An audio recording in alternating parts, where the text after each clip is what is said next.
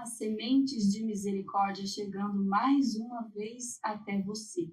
E hoje, aqui no Santuário da Divina Misericórdia, nesta entrevista, temos um jovem multitalentoso, Vitor Cavalcante. Seja bem-vindo, Vitor, nesse espaço. Obrigado, é um prazer estar aqui. Vitor é um dos criadores da página Católica News e é o organizador da Arena Jovem aqui no Santuário da Divina Misericórdia. Vitor, antes de todas essas iniciativas, né, que você coordena hoje, quem era o Vitor na infância? Como foi a sua fé? Então, a semente foi germinando ali por causa dos meus pais, principalmente, né? Então, eu fui batizado aqui no santuário, né? E eu fui crescendo no meio ali do grupo de oração e tal, vi o meu pai cantando, meu pai sempre cantava nos grupos de oração, nos retiros. Então, vi o meu pai, às vezes, indo em missão, voltando de madrugada, né, das missões e tal, e eu sempre estava acompanhando. Então, ali já foi sendo construído um desejo dentro do meu coração de viver isso, né? E de ver ali no exemplo dos meus pais, principalmente do meu pai, assim como figura masculina também, né? De viver isso na fé, né? E assim, eu venho de uma família de músicos, então, tipo, praticamente todo mundo na minha família, pai de pai, é músico. E você também canta, né? Canto também. Só que quando eu era pequeno eu não gostava, detestava a música, na verdade. Por quê? Eu não sei, então, na verdade, eu gostava mais de falar, assim, então sempre eu gostei mais da pregação, sempre me chamava mais atenção, né? Mas a música foi entrando aos poucos, assim, depois de mais velho, quando eu tive ali mais ou menos 16 anos ali, que eu fui entrando na música, fui entendendo que Jesus também queria me usar, que eu fosse instrumento também por meio da música, né? Mas assim, eu me lembro que quando eu era pequeno, em torno de 7, 8 anos de idade, às vezes eu participava de uma missa que eu não gostava muito da homilia, né? E aí eu já ficava meio agoniado aí no banco, ia pegar o microfone do padre, assim, começar a pregar, né? Porque já tinha esse desejo, assim. A palavra de Deus diz, né, que aqueles que têm sede de justiça serão saciados. Então, desde pequeno, eu tinha essa sede por conquistar as almas e tudo mais, mesmo que uma sede, uma vontade um pouco imatura, né? Mas com o tempo foi amadurecendo e foi colocando em prática, e hoje muitas almas foram alcançadas, né? Diretamente ou indiretamente por meio dessa sede, dessa vontade de evangelizar. Então você se tornou pregador, jovem. Isso, para jovens. Isso, principalmente, Eu já tive algumas experiências para pregar para adultos, né? Recentemente eu preguei num retiro para homens do Padre Cleiton, lá da paróquia dele, da Nossa Senhora da Visitação. Foi a primeira experiência, assim, mais grandiosa, né? Mas a gente faz mais para jovens mesmo. E houve algum momento decisivo em que você sentiu que Jesus realmente te encontrou e mudou o rumo da sua vida? Com certeza, assim, apesar de eu ter uma família muito bem estruturada e tal, e que me ensinou muita coisa da fé, teve um período da minha vida ali que eu me distanciei um pouco. Eu tinha mais ou menos 14 anos ali, eu comecei a me distanciar de Deus. Por quê? Porque eu tinha uma fé ainda um pouco muito intelectual, assim, era muito do conhecimento que os meus pais tinham, mas não era tanto de uma experiência vivida realmente, né? E sacramental também.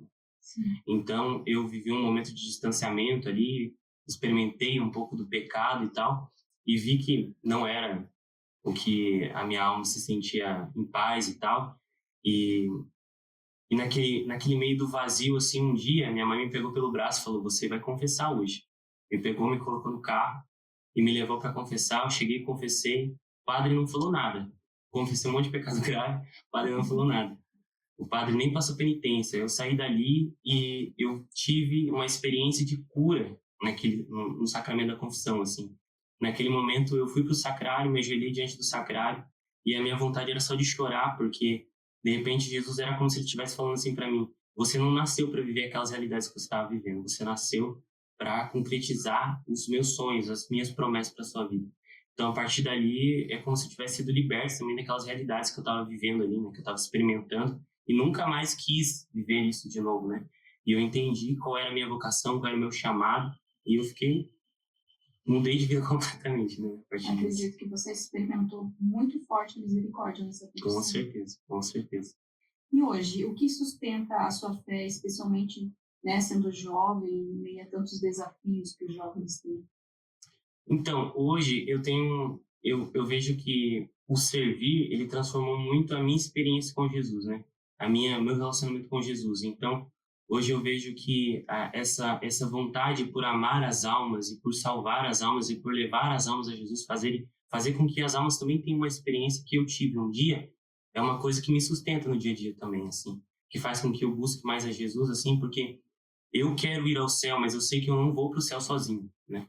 Então, esse desejo por espalhar a misericórdia de Deus, por levar a misericórdia de Deus para outras almas, que eu sei que muitos jovens hoje se sentem perdidos da mesma forma que um dia eu me senti, né? Isso sustenta a minha caminhada.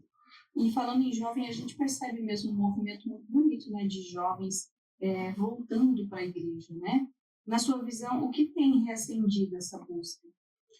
Então, eu vejo que a juventude, o que mais a gente tem contato hoje com os adolescentes, a gente vê que eles já vêm de famílias um pouco mais desestruturadas, mas muitos deles, por causa do mundo que a gente vive hoje, super conectado e tal, eles vivem uma vida de mentiras, né? Então, muitas vezes eles acham que eles vão se sentir bem, eles vão se sentir plenos, recebendo validação dos amigos, né? Conseguindo alguma coisa dentro de rede social e tal. Então, há uma falta de identidade muito grande, há uma falta de entendimento de quem eles são diante de Deus, né? Para que eles vieram ao mundo. Então, eles muitas vezes se enganam buscando as realidades que o mundo tem para oferecer, e a partir do momento que eles encontram a verdade é Jesus, não tem mais como eles viverem aquela vida de mentira, aquela vida de enganação, né? Aquela falsidade que o mundo tem para oferecer. Porque tudo que o mundo oferece se esvai, né? É vazio. Então, quando eles se deparam com a verdade, não tem mais, é irresistível. Verdade. Na sua percepção, quais são os maiores desafios espirituais que o jovem enfrenta e como que a igreja pode ser resposta para esses desafios? Então, eu vejo que é justamente essa questão da falta de identidade, assim. Porque quando eles não sabem quem são, muitas vezes eles ficam...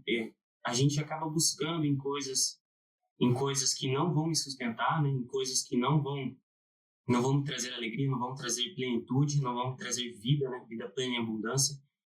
Então, hoje, a igreja entra na vida do jovem justamente para trazer a verdade, justamente para trazer o sustento, né? Então, até essa realidade que a gente vive aqui na Arena é algo muito grandioso, porque eles têm uma experiência que muitas vezes não tiveram, às vezes até com Jesus Eucarístico, né? De repente, ali na adoração, eu estou conduzindo uma música, eu falo algo na adoração que eles nunca viram alguém falar, porque a única experiência que eles tinham de adoração era ali na igreja, como o padre expõe o Santíssimo, e fica por isso mesmo, eles nem entendem qual é a realidade de Jesus Eucarístico ali, né?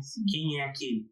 E aí, de repente, eles conhecem, de repente eles veem que tem alguém que tem um relacionamento com Jesus, um relacionamento íntimo com Jesus, eles veem a alegria desse jovem de ter Jesus ao lado, então ele vê que esse jovem tem identidade, tem convicção, tem certeza, né? E é justamente aí que eles são conquistados. E falando um pouquinho sobre a Arena Jovem, a Arena é um grupo de jovens, né, voltado especificamente para os jovens, que acontece aqui no Santuário da Divina Misericórdia toda terça-feira, ao mesmo tempo que acontece o grupo de oração, né? E, Vitor, você é um dos organizadores, né, ali da Arena Jovem. Explica pra gente o que é e qual o diferencial da Arena Jovem. Então, a Arena Jovem surgiu justamente porque da necessidade que a gente via, né? Tinha um grupo de oração principal, mas o grupo de oração principal ele atendia ali a demanda, principalmente das pessoas que já eram mais velhas, né? Acabava que as pregações eram muito voltadas também para a família e tudo mais, e muitos jovens ficavam perambulando pelo santuário, né?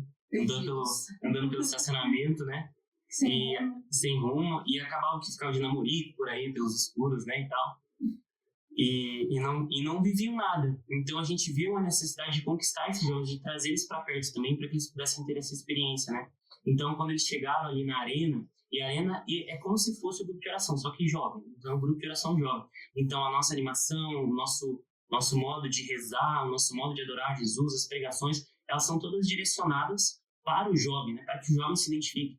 E eu vejo como tem crescido dentro deles essa alegria também, né? Na primeira arena que a gente fez, todo mundo estava muito frio, todo mundo parado, né? E percebi que eles não tinham tanto entendimento do que estava acontecendo. E hoje já é mais automático, eles já estão vivendo, né? É muito lindo ver eles chorando na adoração, porque eles já estão entendendo o que a gente está vivendo ali, né?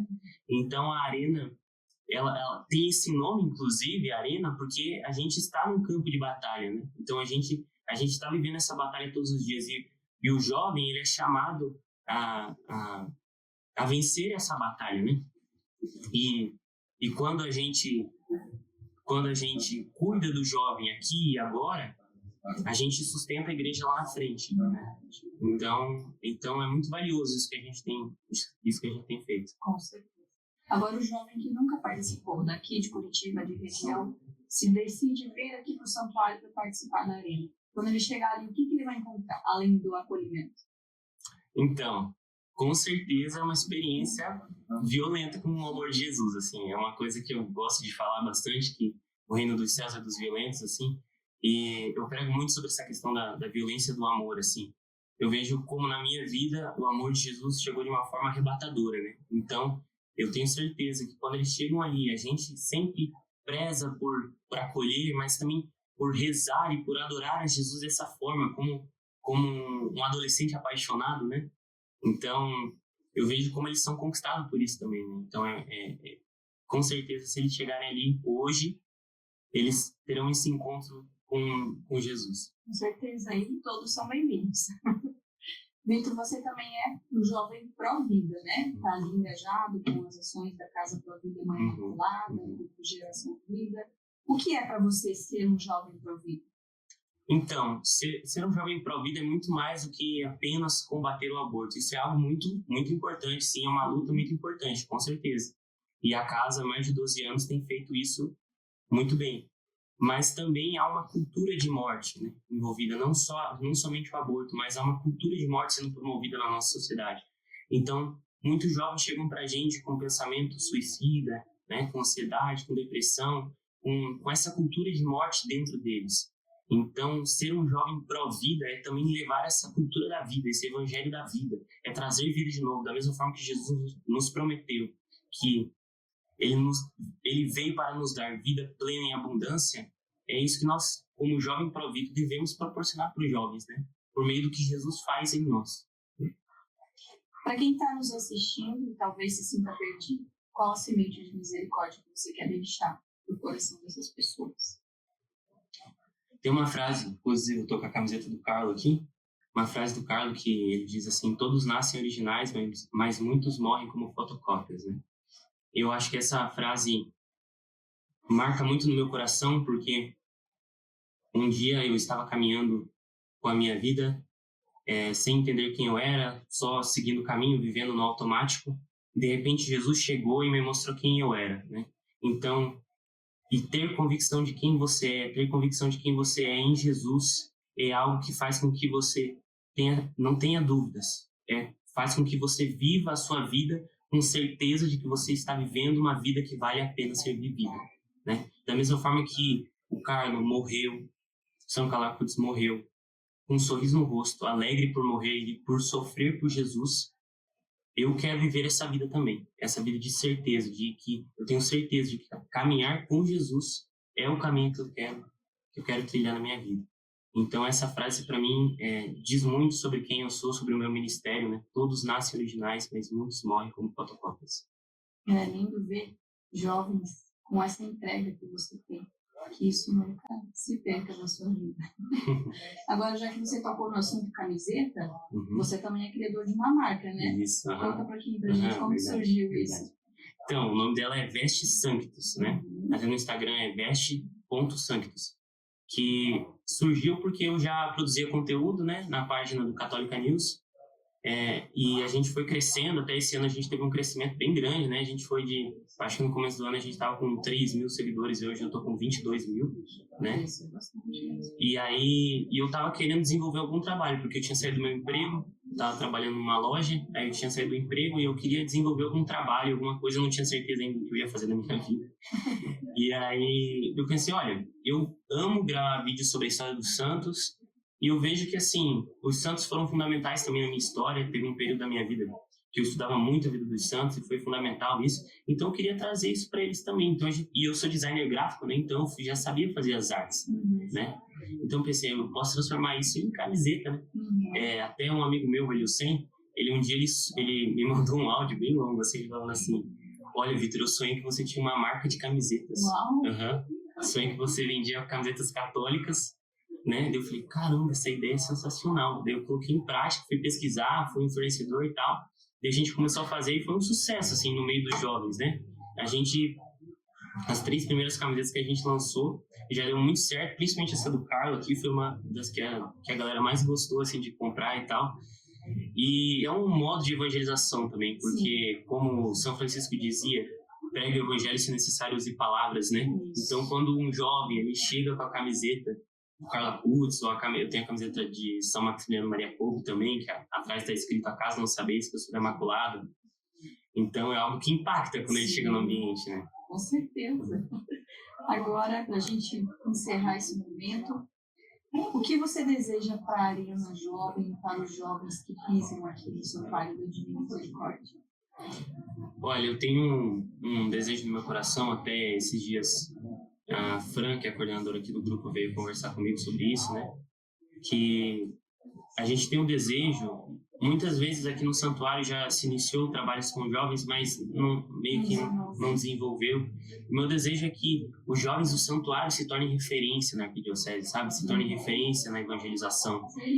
E que a gente possa crescer e fazer eventos e fazer retiros, né? Até alguma pessoa tinha me comentado comigo que ela teve um sonho que aquele barracão lá embaixo que está sendo construído, né? Tava lotado de jovens, assim, que lá acontecia a arena, né? Então, eu vejo que, eu espero que os jovens, que cheguem cada vez mais jovens e que esses jovens sejam conquistados pela misericórdia de Deus, né? E comecem a querer transbordar isso, para que mais almas sejam alcançadas e para que uma juventude inteira seja impactada. E aqui em Curitiba já tem acontecido isso, né? Tem um levantamento de jovens aqui em Curitiba. E eu vejo que esses jovens aqui do santuário, em especial, tem uma missão única, porque o Santuário da Divina Misericórdia é um local que foi escolhido por Deus. Só que nunca houve antes uma geração, uma juventude que se levantou, mas agora está se levantando.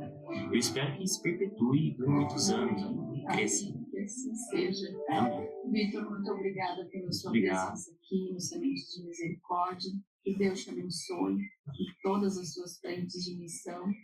Que você seja sempre luz e misericórdia para todos os jovens. Muito obrigado. E a você de casa, muito obrigada pela sua companhia e nos vemos em breve. Tchau, tchau. Fique com Deus.